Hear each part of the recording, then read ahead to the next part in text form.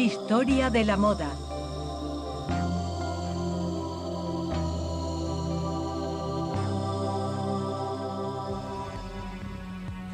Golas, guardainfantes, corpiños envallenados, pelucas. Desde el Renacimiento hace casi 3 siglos que la moda transforma el cuerpo con artificios muy restrictivos. A finales del siglo XVIII, las pelucas empolvadas, los lunares postizos y la etiqueta de Versalles estarán pasados de moda, arrastrados por un viento de modernidad muy británico y los disturbios revolucionarios. En una época en la que huele a pólvora, las diosas de la antigüedad del Primer Imperio devuelven a las mujeres un poco de la levedad del ser. Cuando la burguesía se asocia a la industria, los caballeros pasarán horas ante sus espejos con el fin de alcanzar el ideal dandy, mientras que las mujeres soñarán con los pantalones. Amantes de los detalles históricos, gente apasionada por los tiempos de miriñaques y redingotes o enamorados de las tradiciones de antaño, van a mostrarnos a las primeras fashion victims de la alta costura que se cruzarán con las intrépidas amazonas mecanizadas.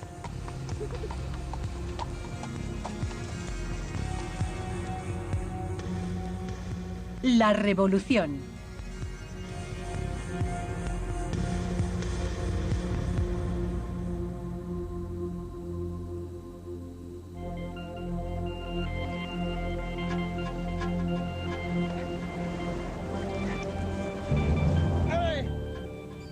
Buen tiempo, una suave brisa. En ese mes de junio de 1783, la travesía de la fragata Le Renard entre Saint-Malo y Plymouth se presenta ideal. Los pasajeros franceses ven cómo la costa se aleja. Por su parte, los viajeros ingleses sienten la urgente necesidad de quitarse sus trajes de estilo francés para ponerse algo más cómodo. Durante su viaje por el Reino de Francia, los ingleses habían tenido que guardar como oro en paño sus vestidos de estilo británico en el fondo de sus baúles. Hay una carta muy bonita de un inglés que llega a París en 1752 o 53, en la que escribe a un amigo que está en Inglaterra y le cuenta que ha encargado un traje de estilo francés. Luego le dice que al probárselo se sintió totalmente aprisionado, en comparación a lo que él llama my loose frock, mi holgado frac, que es abierto y menos rígido, a imagen de nuestra Constitución. A través del tejido y del corte, la indumentaria sigue siendo la encarnación del régimen político. En esa época, los súbditos de Luis XVI son totalmente opuestos a los de Su Majestad Jorge III. Por un lado, en la jaula dorada de Versalles, tenemos a los nobles que usan en exceso pelucas empolvadas y bellos encajes. Por el otro, a los aristócratas de una monarquía constitucional que toman asiento en la Cámara de los Comunes de Londres y que el resto del tiempo están presentes en sus tierras. Lo que llamamos traje de estilo francés es el que se vestía en la corte. El atuendo de estilo inglés es otra cosa. Es una indumentaria que no solo no viene de la corte, sino además del campo. En el fondo es una vestimenta que nace en las caballerizas. Es la ropa de trabajo de los terratenientes, de la aristocracia que vive en sus tierras y que se ocupa de ellas vestido como un palafrenero. De hecho, es llamado estilo del palafrenero. El gentleman inglés se pasea por el puente sin peluca y vestido con un simple redingote y unos calzones dentro de las botas. La lady aparece ante las sorprendidas miradas de los pasajeros franceses con un vestido entallado muy ligero. A finales del siglo XVIII son 2 estilos de vida opuestos, a un lado y otro del Canal de la Mancha.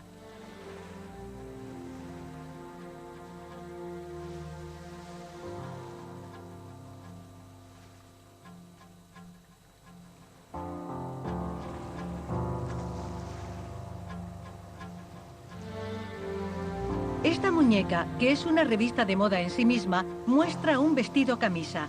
Es la imagen de un deseo de simplicidad y de algo más natural. Es una corriente que cobrará fuerza en el espíritu de esa época. En París, Mirabeau, un gran observador, decía: aquí todo es moda y caprichos. La tradición de los falsos traseros o culottes, las pelucas y los volantes de encajes está a punto de pasar de moda, y esta vez no será un simple capricho.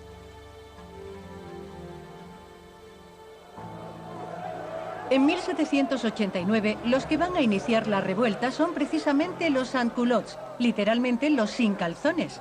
Habían decidido que solo llevarían pantalones, símbolo de los trabajadores, y querían acabar con los privilegios de aquellos que vestían calzones y leotardos de seda. Además de su famoso pantalón a rayas, los sans-culottes vestían un chaleco o una chaqueta, la carmañola, y un gorro frigio que ya llevaban las esclavas liberadas en tiempos de la antigua Roma. Libertad, igualdad y fraternidad. La era de la Revolución convierte en anacrónico el estilo de la indumentaria del antiguo régimen, aunque para la fraternidad aún habrá que esperar. En las cárceles durante el reinado del terror son muchos los que esperan ser ejecutados. Es el caso de la ciudadana Talián, que aunque ya se había cortado su fantástica cabellera, para facilitar el paso de la cuchilla, evitará la guillotina por poco.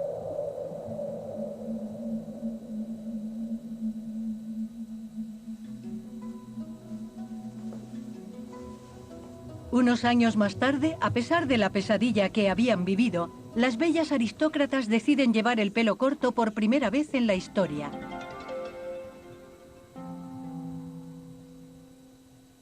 Lo que antes era un terrible ultraje se convertirá en una moda, y con ella también harán tabla rasa de los códigos de belleza.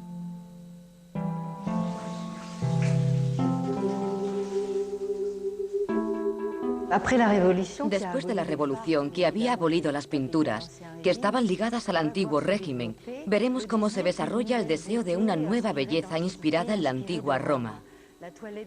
El aseo de las mujeres se hace con agua de frutas, de flores, de tomillo, y utilizan también el agua para desmaquillarse. Es una de las primeras veces en que vemos que la mujer se limpia la piel por la noche. Son cosméticos mucho más delicados, más suaves y menos astringentes, menos avinagrados que antes. Madame Tallien y una tal Josefina de Beauharnais, con quien había entablado amistad en la cárcel, eran adeptas a los baños de frutos rojos, como las frambuesas o las fresas. Estas fórmulas secretas permitían saciar la epidermis con pulpas de poderes hidratantes y tonificantes para parecer más seductoras.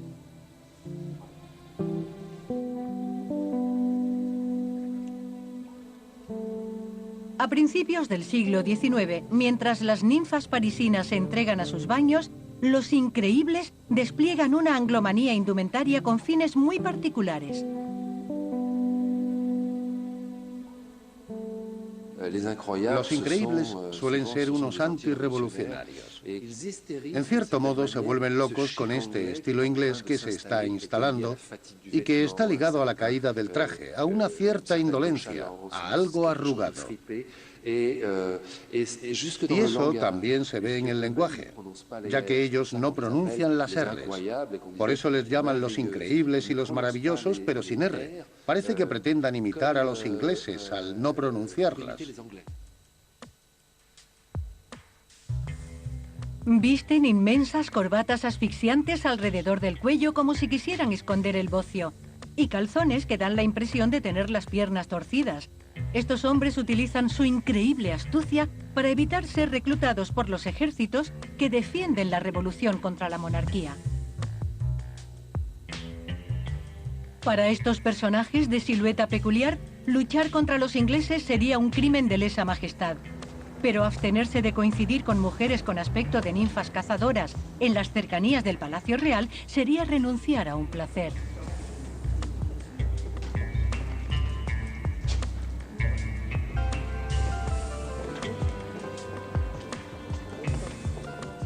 En agosto de 1798, la ciudadana Bazin deja constancia de su admiración por los vestidos sutilmente entallados bajo el pecho, inspirados por la estética de la antigua Roma.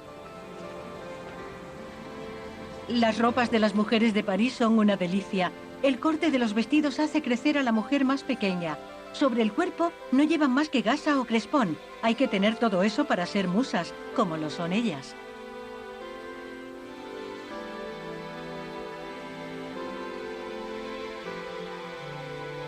En la historia de la moda, la ropa femenina nunca había sido tan vaporosa y tan admirablemente sencilla. El hecho de ir vestidas de forma tan ligera dará una importancia primordial al chal.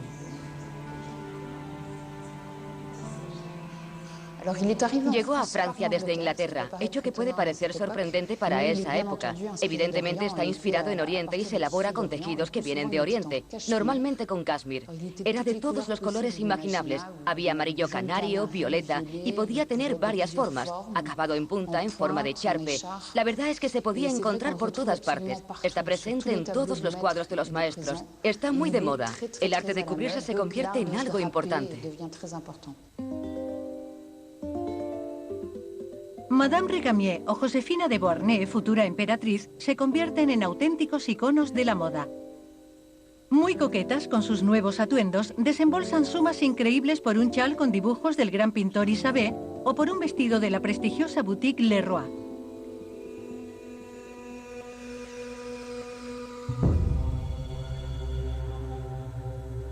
Después de la coronación del emperador, el arte del vestir tomará un cariz mucho más ostentoso y será mucho menos desnudo. Cuando en 1807 el mariscal Davout, alto dignatario del imperio, recibe en su palacio a embajadores como el de Polonia, la moda se ha convertido en un asunto de Estado.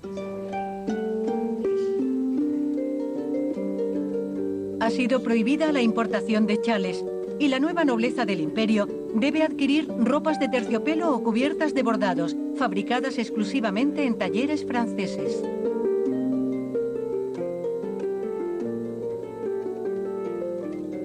En este periodo de bloqueo económico y de mano dura con Inglaterra, es hora de levantar la copa por las alianzas. La moda masculina tiene una apariencia más marcial, desmarcándose así de la elegancia inglesa, que ya no se considera distinguida. Desde la instauración del imperio, el uniforme militar influenciará el traje civil. Recordemos que con el imperio se acaban los trajes del directorio, de los increíbles y de los maravillosos. El atuendo es mucho más estricto, está más pegado al cuerpo y como hay que tener un aspecto gallardo, se refuerzan los hombros. Se adopta la utilización del llamado sombrero de estilo francés, el bicornio, y se cambian los zapatos con hebilla por las botas. Vemos como la moda militar ha empezado a influenciar a la moda civil y lo hará cada vez más, hasta la caída del imperio. Por el momento, lo único que importa es ampliar el imperio.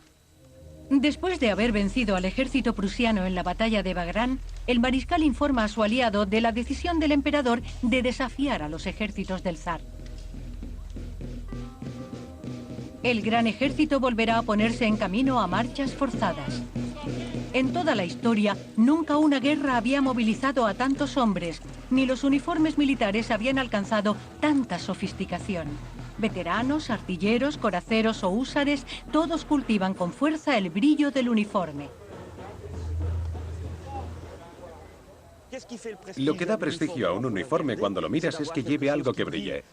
De hecho, al ver unos bordados en oro tienes la certeza de estar frente a un oficial o como mínimo a un suboficial. Según la riqueza de los bordados se puede estimar más o menos el grado. Quien tenía el guardarropa de uniformes más amplio era el mariscal Murat. Se podía cambiar de uniforme 2 o 3 veces al día. Usaba pieles, bordados, era inmenso. En cambio, un hecho completamente paradójico es que Napoleón llevaba muy pocos bordados. El emperador, con su eterno redingote gris, es la excepción que confirma la regla. Todos los uniformes de los oficiales están engalanados en exceso, con motivos en hilo de oro o de plata y blasones bordados con cañutillo. Este arte se resume en conseguir un magnífico relieve para favorecer los reflejos.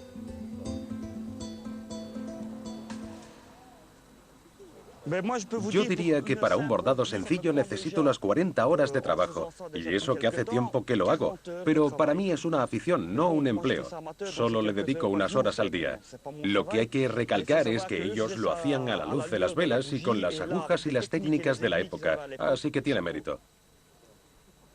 Es hora de guardar las agujas y de hacer hablar a la pólvora.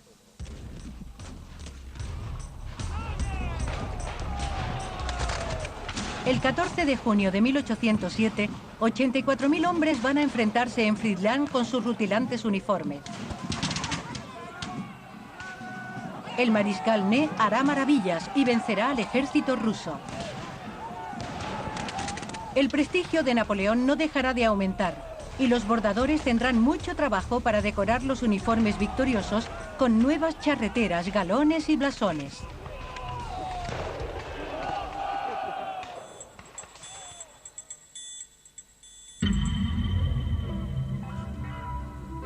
Dos siglos más tarde, con una motivación mucho menos marcial, François Lesage se ha convertido en un maestro en el arte de realizar preciadas obras geniales y auténticos cuadros en movimiento. El taller Lesage tiene más de 50 años de tradición y conserva una colección única de auténticas maravillas.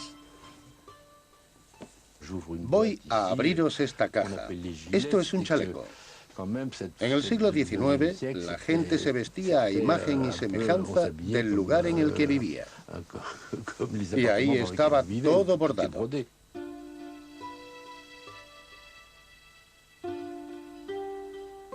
Las 52.000 muestras catalogadas aquí son un recuerdo sublimado de lo que inspiró a los primeros grandes costureros.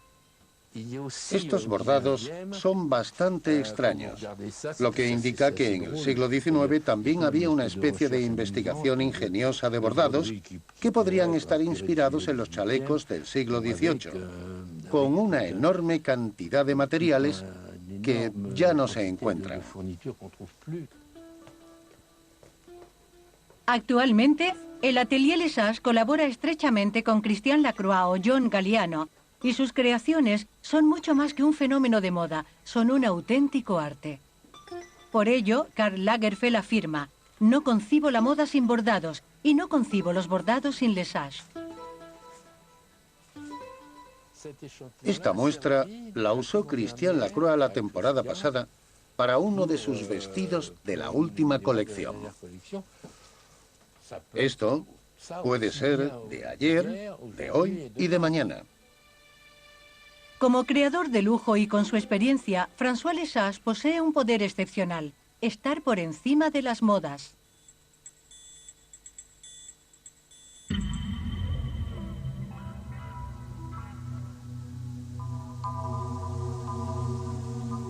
Waterloo. El sol aún no está muy alto, pero casi hace calor. Estos entusiastas se preparan para revivir con gran exactitud el 18 de junio de 1815. Mientras se van equipando, ya saben que van a sudar con sus uniformes de lana.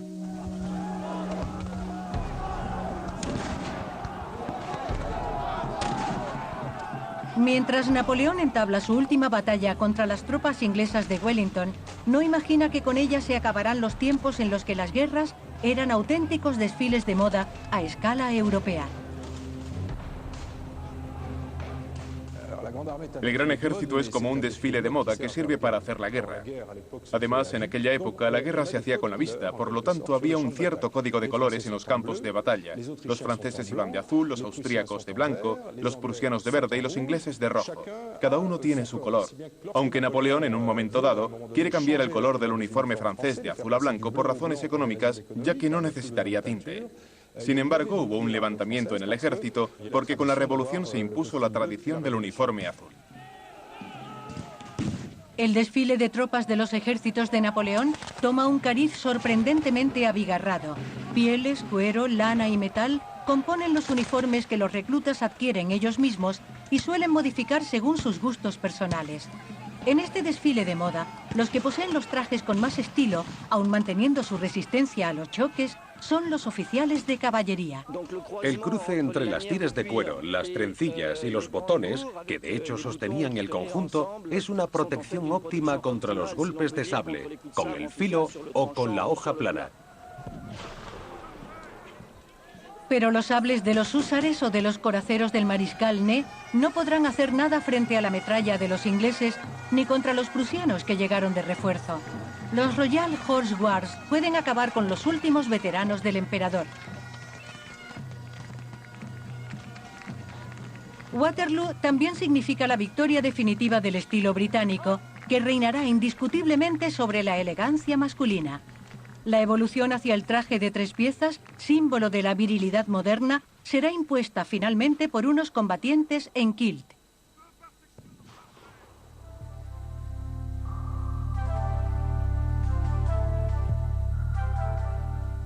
Con la caída del Imperio en 1815, el gentleman inglés impone definitivamente su estilo por toda Europa: redingote, chaleco, calzones y unas botas altas. Este aspecto es el punto de partida para la construcción del clásico traje masculino, sobrio, sencillo y oscuro.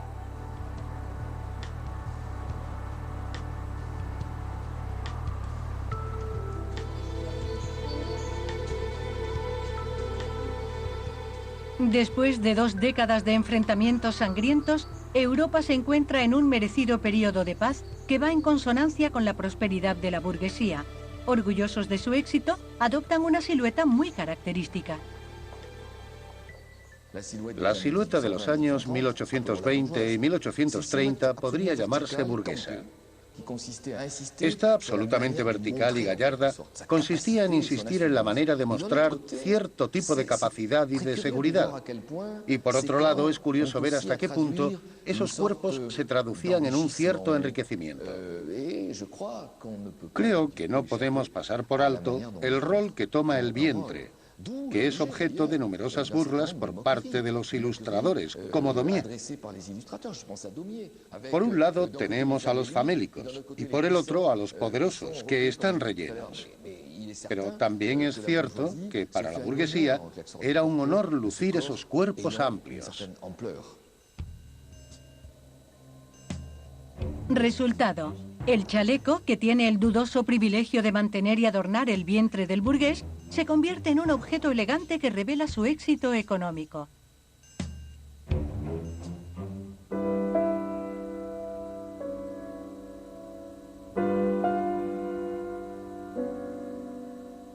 A partir de 1830, en una sociedad en la que enriquecerse es un ideal, los jóvenes reaccionan y se vuelve de buen gusto ponerse nostálgico escuchando las melancólicas piezas de Chopin. Es la moda del romanticismo.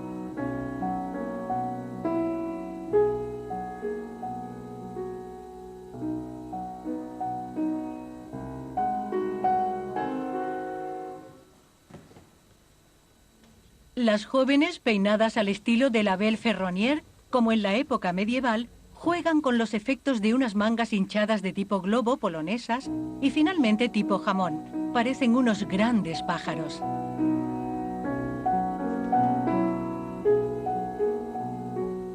Sin embargo, estas prendas aladas no proporcionan a las mujeres una sensación de libertad. Más bien al contrario, vuelven a poner de moda el corsé o los tejidos semirrígidos, transformando otra vez a las mujeres en criaturas hieráticas en nombre de la estética. Se continúa pensando en la curvatura como en una forma necesaria del cuerpo femenino, como si fuera una forma que la identifica. Creo que era considerada estética porque transmitía a la gente de aquellos tiempos una cierta fragilidad del cuerpo y al mismo tiempo una dificultad al andar. Es como si el caminar de la mujer no pudiera existir sin esas restricciones. Durante 1830 se acabó con la ligereza, la sencillez y la sensualidad de la moda del primer imperio. A imagen de esta talentosa melómana que recuerda a la condesa Belle-Joyeuse, la musa romántica de la época, el espíritu burgués obliga a las mujeres a seguir una partitura compuesta por magníficos escotes que desvelan una piel siempre pálida. En los juegos de espejos solo puede ser ardiente la mirada, manteniendo un maquillaje muy discreto. La burguesa no se maquilla, se acicala, afirma Paul Perret en La Parisienne.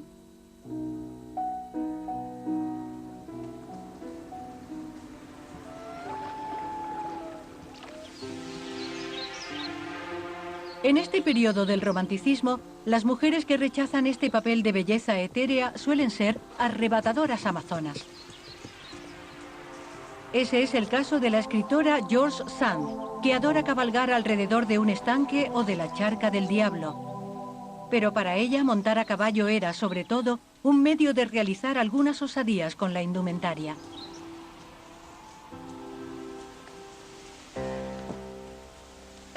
La condesa d'Agoult evoca en sus memorias la fuerza tranquila y el aspecto masculino de George Sand en la silla. Describe con precisión su redingote de terciopelo negro y su sombrero de hombre adornado con un velo blanco volando al viento. La práctica de la equitación era la única excepción a las estrictas reglas de etiqueta dictadas por el Código de Napoleón. Todo uso de vestidos contrario a su sexo debe ser objeto de una autorización de la prefectura. Pero el deseo de emancipación de George Sand era más fuerte.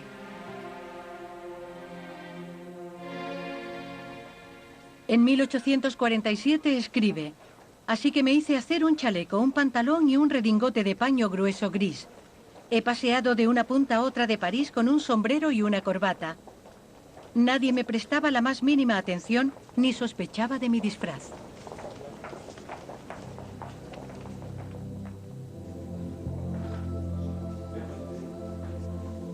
Mientras algunas mujeres sueñan con los pantalones, unos jóvenes pueden pasarse horas delante de sus espejos para alcanzar el ideal dandy. Lo más importante del traje del dandy es la correcta colocación de una simple cinta de muselina apenas almidonada. En esta práctica del nudo de la corbata, todos estos caballeros han sido inspirados por un inglés que ha elevado la elegancia a la categoría de arte, aunque es algo paradójico.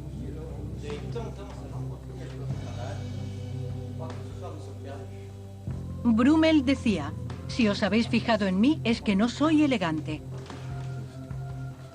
Así pues, estos discípulos llevan un traje de factura impecable y con la mejor tela del mercado, pero de ningún modo debe parecer nuevo. Tanta perseverancia para lograr la excelencia también es una forma de conducta militante.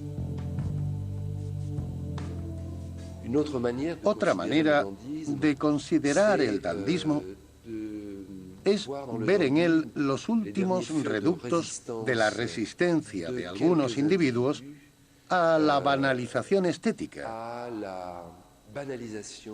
que constituye la uniformidad de las siluetas y de las apariencias en la era industrial y democrática del siglo XIX. Otros grandes personajes como Barbé d'Aurevilly, el conde Robert de Montesquieu u Oscar Wilde llevarán el espíritu dandy hasta finales del siglo XIX, contra los vientos y mareas de la elegancia confeccionada y lista para llevar. Echándose un último vistazo en el espejo, estos hombres son el reflejo de un estilo inglés eterno que no está listo para pasar de moda.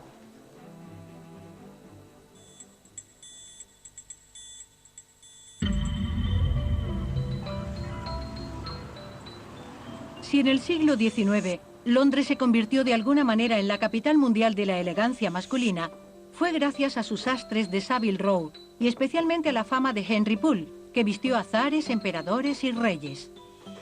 En 1804, aquí se desarrolla progresivamente la idea del traje completo, auténtico uniforme de poder y respetabilidad. Actualmente, esta perfección inmutable ha ganado en ligereza sin perder en rigor, siempre manteniendo unas tonalidades muy oscuras. Ahora todo el mundo tiene calefacción en sus casas. Hay calefacción central y calefacción en los coches. Así que los tejidos son mucho más finos. Por este motivo, el interior es más difícil de trabajar que en tiempos de mi abuelo, cuando se trabajaba con lo que yo llamo mantas. Así que nosotros nos hemos ido adaptando con el tiempo. Henry Poole sigue siendo un valor seguro y acaba de abrir una tienda en Pekín. Los ricos hombres de negocios chinos podrán llevar sus famosos trajes de cashmere, siempre de una calidad especial. Como gran especialista en trajes a medida, como se hacía en la época de los primeros dandys, Henry Poole posee más de 6.000 referencias de medidas de clientes. Mientras que esta perfección en el corte le asegura una fidelidad del 90% de la clientela masculina, la extrema delicadeza y suavidad del tejido también tiene sus admiradoras. De vez en cuando viene un cliente con su mujer y mientras le probamos la ropa al marido, ella espía y toca el cashmere. Y cuando el marido sale del probador, ella le dice: ¿crees que Henry Poole me haría una chaquetilla con esto? Obviamente nosotros le decimos sí, incluso antes de que el cliente haya tenido tiempo de responder. En este templo de la elegancia masculina se puede entender por qué Henry Poole es una marca única para parecer elegante y serio a la vez, sin perder el sentido del humor.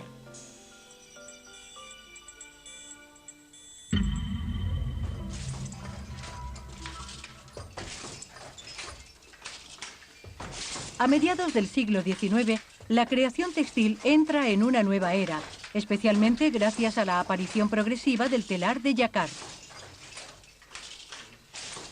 La idea de este genio, hijo de un tejedor de seda de Lyon, consiste en utilizar tarjetas perforadas para programar un trabajo complejo y repetitivo.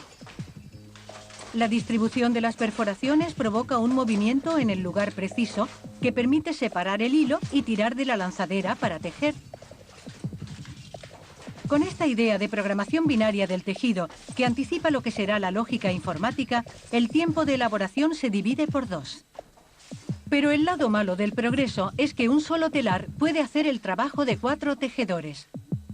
De este modo, los talleres pueden seguir más rápidamente los caprichos de la moda, pero también deberán hacer frente a las primeras revueltas obreras.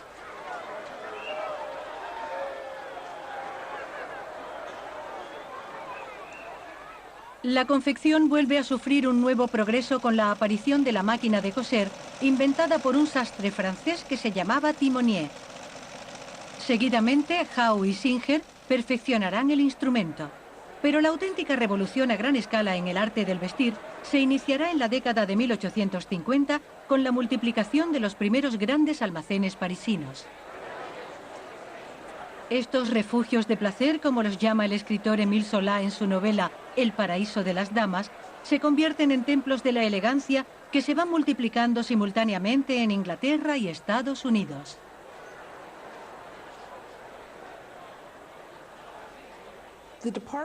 Los grandes almacenes alcanzaron una gran importancia e influenciaron las costumbres del vestir femenino.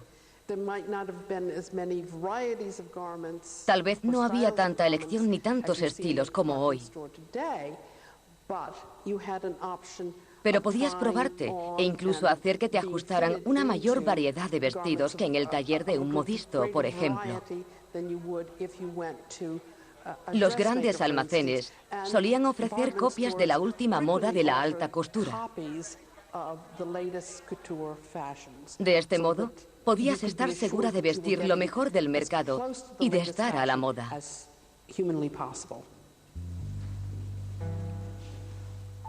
Una cuidada confección o una elaboración a medida. En París, la competencia entre los grandes almacenes y los sastres tomará un nuevo cariz con Charles Frederick Worth. Inventivo y pragmático, el célebre creador del vestuario de la emperatriz tiene una idea revolucionaria: hacer que unas mujeres parecidas a ella lleven directamente sus nuevos modelos. Con esta novedosa presentación, sus fashion victims de la corte se imaginan más fácilmente vistiendo unas ropas de tafetán azul o de seda roja.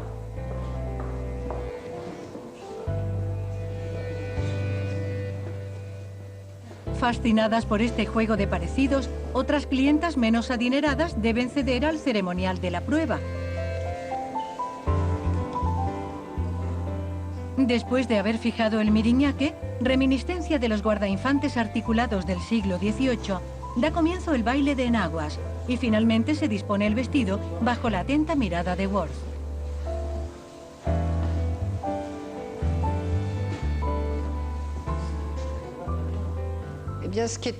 Este personaje tiene un particular interés por la idea de la silueta completa y exige a algunas de sus clientas que le hagan una visita antes de ir a una velada. Pero lo interesante es ver que este hombre, que tenía un poder extraordinario y que le valió el sobrenombre de dictador, detestaba la crinolina y en el fondo no llegó a conseguir que se suprimiera su uso antes de que quedara desfasado.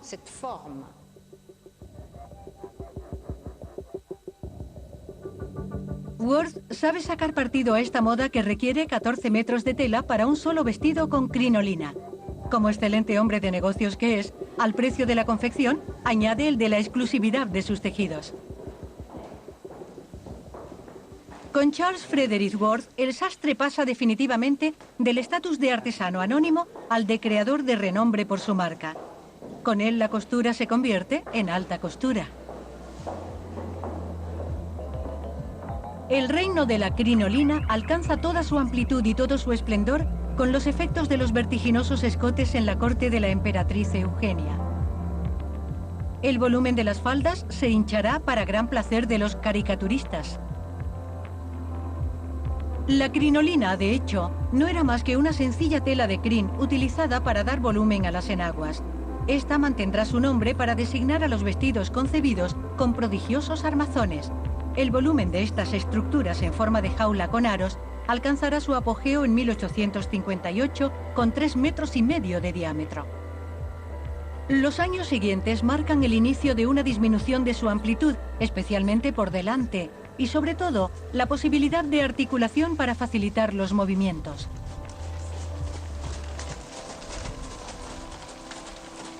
Cuando hay que abandonar el castillo de Compiègne para acudir a una velada, cada acción requiere mucha destreza. Bajar las escaleras viendo apenas los peldaños o montar en calesa es un ceremonial para estas mujeres de mundo.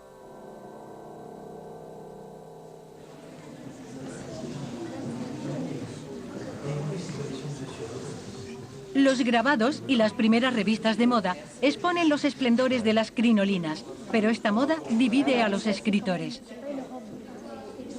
Alfredo de Musset dice que es una moda que ha devorado el trasero de las mujeres. Por el contrario, Théophile Gautier las celebra con un acento lírico, faldas redondas como cúpulas.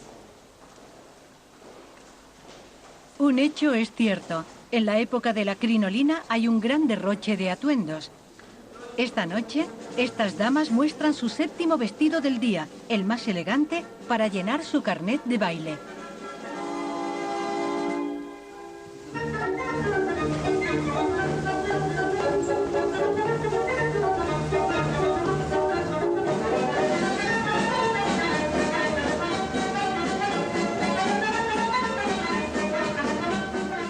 Dando saltitos y vueltas, estas damas guardan las distancias con sus crinolinas, aunque durante el baile ya no parecen tan contenidas con su libertad de movimientos.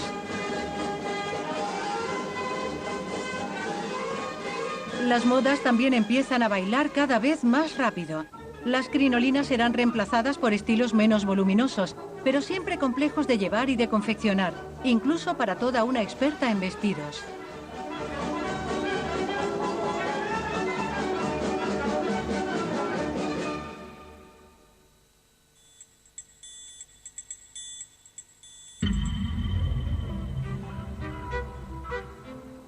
En el corazón de un barrio parisino muy estilo siglo XIX, existe un lugar único cuando se trata de encontrar un atuendo rigurosamente histórico. Ya sea para el cine o el teatro, los más grandes acuden al talento de la modista Danielle Boutard.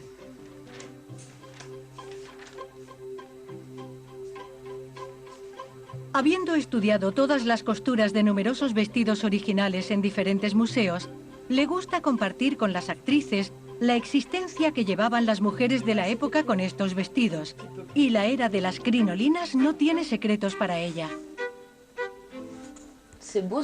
Este escote es muy bonito. Sí, servía para realzar los hombros. Las mujeres eran muy gruesas en la época de Napoleón III, realmente obesas, como se puede ver en los retratos. Así que los hombros o el cuello eran muy bonitos. Y la pequeña manga ocultaba la parte del brazo que no era bonita. Todo estaba muy estudiado. Es precioso. Algunos vestidos de Danielle se fabrican directamente a partir de patrones sacados de piezas históricas, pero para ganar autenticidad va más lejos con su sentido del detalle. Por ejemplo, esto de aquí, la parte alta del corsé, está hecha con una tela de la época. Esto es lo que hace que esté más cerca de los auténticos. Este tejido, que es de época, más que de la década de 1890, es de la de 1880.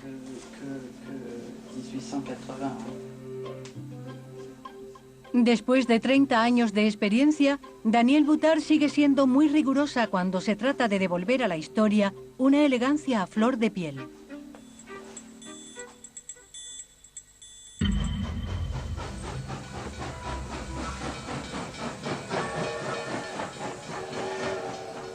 En 1885, ya sea en la bahía de Somme o en el resto de Europa, el ritmo del espíritu de estos tiempos viene marcado por las bocanadas de las máquinas de vapor.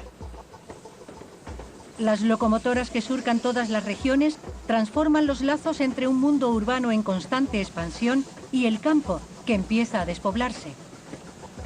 En los trenes que viajan a toda máquina, los aristócratas saborean champán con los grandes burgueses en primera clase, mientras que los obreros juegan a las cartas con los soldados en tercera. Todas las clases sociales siguen estando muy compartimentadas. La moda muestra esta división y el vestir de color negro es una prueba flagrante de ello. Desde el vagón de primera a los de clases inferiores, la calidad de los tejidos disminuye. Cuanto más pobre se es, más difícil es vestir de un bello color negro.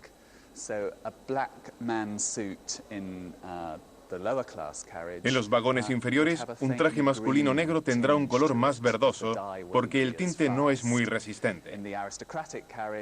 En el de los aristócratas, el color negro del traje masculino tendrá un bello brillo con reflejos azules, muy profundos y ricos.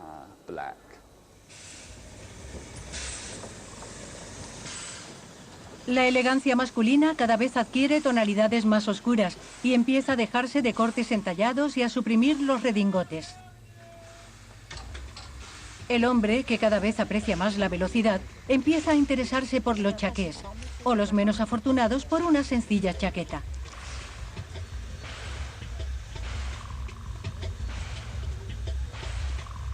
Estas dos prendas, que son las precursoras de la actual americana masculina, tienen un punto en común. Conjugan un corte recto en el que concentran toda la atención en remarcar los hombros. Esta mutación marca una evolución más profunda en la concepción del traje de hombre.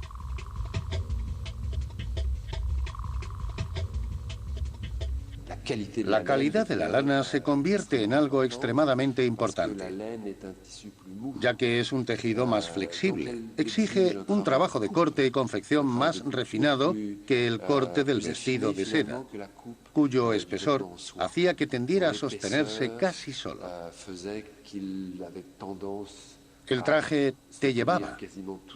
Cuanto más nos adentramos en el siglo XIX o el XX, más se produce el efecto contrario.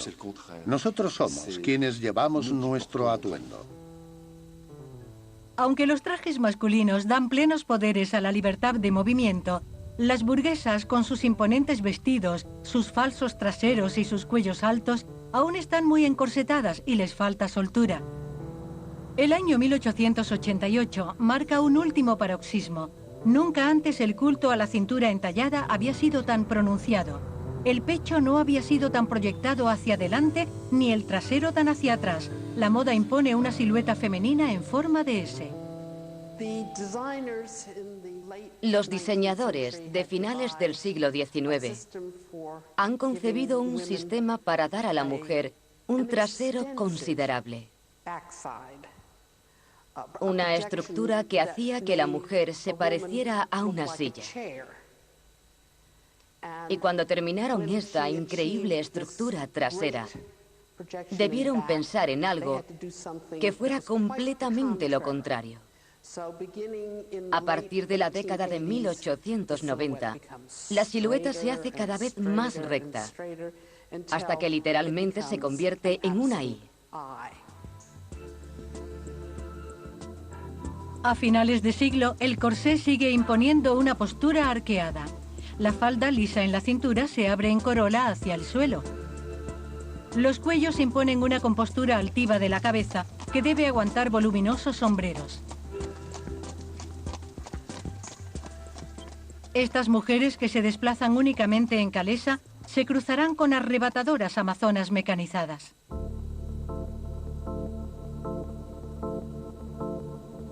La equitación ya había permitido a las mujeres ganar algo de soltura, pero el boom de la bicicleta dará el último toque para lograr este deseo.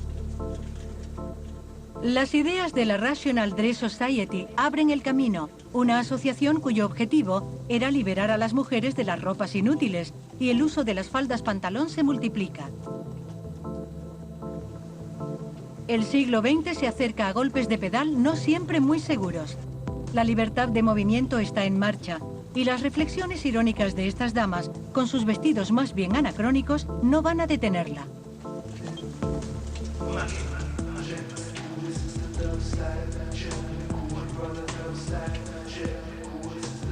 A principios del siglo XXI, la moda sigue siendo como una bicicleta. Para mantener el equilibrio debe avanzar. Cuando se trata de ir hacia adelante, de crear, de sorprender, John Galliano siempre sabe sacar lo mejor de la elegancia del siglo XIX, eligiendo como maestro de ceremonias para su espectáculo al profesor Frankenstein. Él, que prefiere el mal gusto a la ausencia total de gusto, no provoca únicamente explosiones de pólvora. Sus criaturas en trajes grises son dandis súper elegantes, dignos de un Barbé d'Aurevilly venido directamente desde Londres. Creo que los vestidos son realmente contemporáneos. Los acabados son algo extra. La película, la cera o el lacre son materiales originales trabajados como en Savile Row. Son costuras de punto cruzado, pero con un brillo precioso que forman estos motivos gráficos. Después está la ropa más deportiva, más informal, que nos encanta. Y por supuesto el monstruo de Frankie al final. Excéntrico e iconoclasta, este hombre posmoderno también podría hacer las delicias de los caricaturistas. Sin embargo, John Galliano es un amante de los detalles y desea transformar a su manera el eterno traje de 3 piezas creado en el siglo XIX. Nosotros queríamos desestructurar los cortes. Creo que la primicia que habéis visto es el abrigo con las manchas de lino, la espalda transparente y numerosas transposiciones de imágenes y de camisetas, que es muy cool. Superpones a la camiseta un chaleco y después la chaqueta y el abrigo. De esta manera construyes un traje a partir de capas transparentes superpuestas.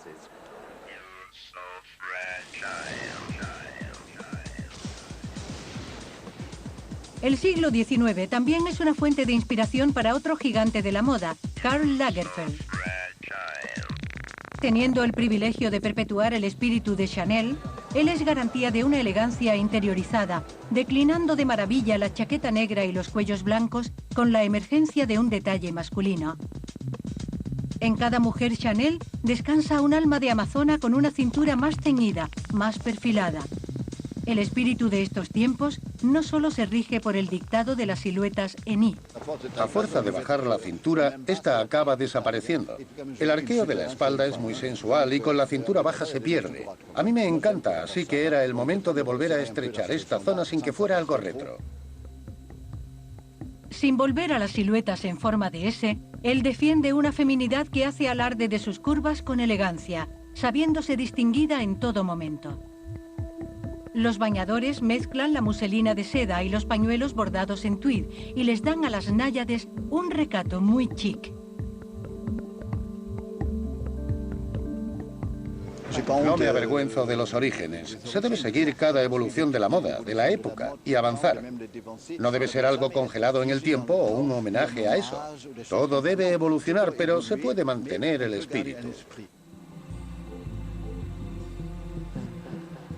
Mujeres elegantes, sabias y volubles que adoran la dualidad del negro y el blanco, o dandis posmodernos adeptos a una vida con mucho color, llevan a sus espaldas símbolos de una elegancia que nunca pasará de moda, como ya observó Baudelaire. La sencillez absoluta es la mejor manera de distinguirse. A principios del siglo XX, el traje de 3 piezas se convierte en el arquetipo del vestuario masculino, mientras que el guardarropa femenino sufrirá una revisión y una corrección completas. Tendrán la libertad de no llevar más corsés, de maquillarse, de llevar los cabellos al viento o de apropiarse de los vestidos masculinos. En 6 décadas, todos los códigos de etiqueta que estuvieron en vigor durante siglos volarán en pedazos. La alta costura y después el prêt-à-porter cambiarán radicalmente el aspecto de las mujeres. Aunque de este efímero universo se adueñarán los imperios del lujo, imponiendo a las mujeres restricciones menos físicas, pero mucho más psicológicas.